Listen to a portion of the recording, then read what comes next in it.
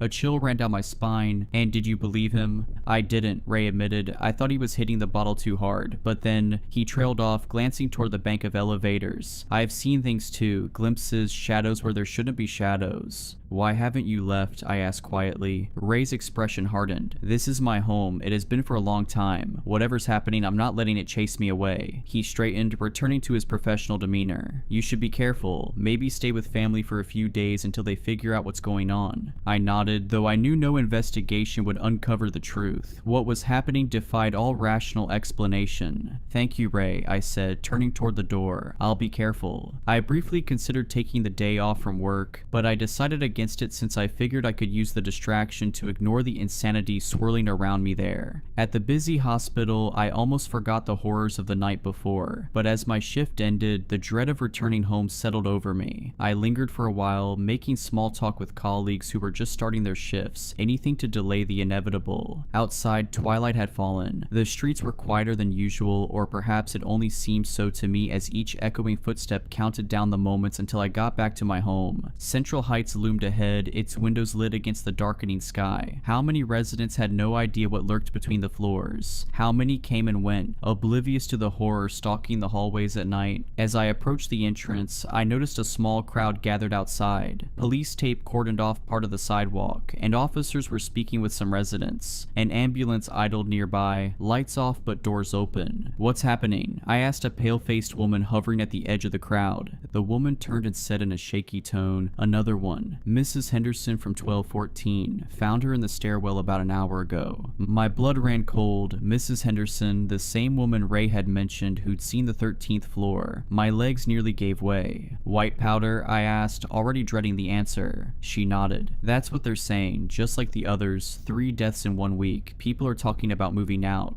I pushed through the crowd toward the entrance. Ray wasn't at his post, probably being questioned by the police, and the other night doorman looked visibly shaken. "Excuse me," he called as I passed. "They're advising residents to stay elsewhere tonight if possible. Building management is putting people up at the Coventry Hotel until they determine if there's an environmental hazard." "Thanks," I mumbled in a terrified daze. I wasn't in any mood to argue. I headed for the Coventry Hotel, hoping for a night's safety away from the building and its haunting specter of death. After checking into my room, my mind whirled with doubt and fear. The terrifying enigma of Central Heights dominated my thoughts, compelling me to consider leaving. Whatever was happening in that building, be it a deadly hallucinogenic powder or the grim specter of death itself, it did not matter anymore. I had to get out. The urge to flee was overwhelming, though a small, nagging part of me hesitated at the idea of abandoning the familiar for the unknown. I didn't have much money, and while I could potentially find a smaller place and hire movers to leave that cursed building behind, the decision felt more daunting than ever. I eventually resolved to leave and find someplace else to live. It was a hasty decision, but I grimly speculated that it might be a life or death situation, and I shuddered at the thought of the people I knew who had already been taken. With that resolution, I tried to settle down, and at last, I fell into a relatively comfortable sleep. Then, as if in the very next moment, my eyes snapped open in a flash. To my horror, I was alone in the elevator. White dust was everywhere on the floor, swirling in the air, coating my skin. The numbers on the panel flickered, and a single glowing button remained, 13. I hadn't pressed it, but the elevator moved anyway, descending to a floor that shouldn't exist. When the doors opened, I didn't see a hallway, but a vast, cavernous space. White dust drifted like snow in stagnant air. In the center stood that hooded figure, even taller than before, its skeletal hands extended toward me. At its feet lay 3 bodies, Mrs. Donovan, Chelsea, and Mrs. Henderson, their skin bleached white, eyes open yet unseeing. Behind the figure, more shapes emerged from the swirling dust, dozens, hundreds of them, all victims of the thing that dwelled between floors, and it was waiting for me to join them. Despite my overwhelming horror, a strange compulsion tugged at me, defying all logic. Before I could resist, my feet moved on their own, carrying me toward the morbid sight. The doors closed behind me with a metallic groan, and in the distance I heard the faint hum of the retreating elevator, leaving me alone with that enigmatic figure. It moved ahead, its long coat dragging along the floor and leaving a trail of white, chalky dust. In a daze, I followed as the oppressive silence wrapped around me like a shroud. The hallway seemed to stretch on endlessly, its walls lined with doors that bore no resemblance to those in my own building. They were older, heavier, each adorned with strange symbols that pulsed faintly in the dim light. Abruptly, the figure halted, tilting its head slightly as if straining to listen to something. I strained my ears, desperate to catch any sound, but only near silence met me. Then, almost imperceptibly at first, I began to hear a faint whisper, soft and indistinct, steadily growing louder. The sound sent shivers down my spine, completely out of place in that world. The figure turned to face me, and for the first time, I noticed a subtle movement beneath its hood. Shadows twisted and writhed within. My breath caught as the figure raised a hand, its impossibly long, pale fingers pointing toward a door at the far end of the hall. As the whisper grew clearer, a jolt of terror struck me when I heard my name called repeatedly in a voice disturbingly familiar. The door at the end of the hall creaked open by itself, revealing a space bathed in eerie, flickering light. I took a hesitant step back, but it was too late. The figure seized my arm with a cold, unyielding grip and pulled me forward. I stumbled toward the open door as the whispers crescendoed into a deafening roar, and in that moment, I stepped through the threshold into a nightmare from which I might never awake. And yet I did wake, gasping and tangled in sweat-soaked sheets. The hotel room was dark except for the red glow of the digital clock reading 3:13 a.m. My heart pounded painfully against my ribs as I fumbled for the bedside lamp. Light flooded the room, revealing ordinary hotel furnishings. No dust, no figures. Just a bland room with standard artwork and heavy curtains drawn against the night. I collapsed back onto the pillows, trying to slow my breathing. It had just been a nightmare, but as I glanced toward the carpet near the door, I saw a fine white powder dusting the threshold, as if someone or something had tried to enter. Frozen, I stared at the white trace. It hadn't been there when I checked in. Then a sinking dread gripped me. My eyes darted down to my feet, now engulfed in a thick layer of the eerie, chalky substance. Panic surged as I bent to touch my foot, and there it was, a bruise, vivid and sinister, marking the exact spot where an otherworldly hand had seized my arm with unyielding force. Desperation clawed at my mind as I scrambled for a shred of logic, but only chaos answered. The figure had found me. Even here, miles from Central Heights, it had tracked me down, or perhaps I'd even ventured into its lair in my sleep. It couldn't be real, but the powder by the door and on my feet was real. The deaths were real, and whatever was hunting me wouldn't stop until it had claimed me too. I hurriedly dressed, hands shaking as I stuffed my few belongings into a bag. I knew I had to leave, to put as much distance as possible between myself and everything here. I crossed several state lines and did not have a destination, besides as far away as I could get from that nightmare and the being that might even now still be searching for me. Yet, even abandoning my possessions and leaving, doubt still gnaws at my resolve. Perhaps leaving the city entirely and abandoning everything might be enough. But deep down, I wonder whether it could ever be enough. I don't know if I can ever outrun the shadow of death itself that haunts the 13th floor. If you enjoyed these stories, please consider subscribing and liking this video. Let me know your thoughts of these stories in the comments below. I frequently talk to my viewers there. But anyways, I hope you were creeped out.